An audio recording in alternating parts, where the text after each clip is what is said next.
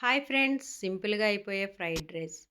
ఈ paneer fried rice కోసం బాండీలోకి కొంచెం ఆయిల్ వేసుకొని పన్నీర్ ముక్కలను కూడా వేసుకొని బాగా ఫ్రై అయిపోయిన తర్వాత కొంచెం పసుపు వేసుకొని బాగా ఇట్లా ఫ్రై చేసేసుకోవాలి. ఇప్పుడు ఈ పన్నీర్ ముక్కలకి కొంచెం సాల్ట్ వేసుకోవాలి, కొంచెం కారం వేసుకోవాలి.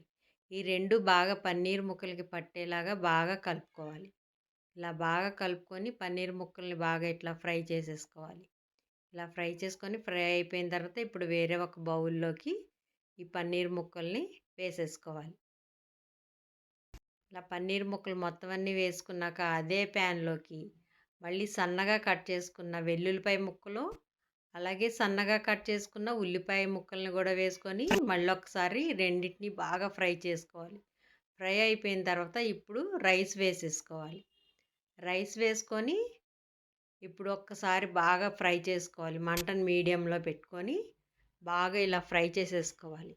ఇలా ఫ్రై అయిపోయిన తర్వాత కొంచెం పెప్పర్ వేసుకోవాలి. పెప్పర్ వేసుకున్నాక రుచికి సరిపడా సాల్ట్ వేసుకోవాలి. ఇప్పుడు రైస్లోకి వేసుకోవాలి. అలాగే కొంచెం కారం కూడా వేసుకోవాలి.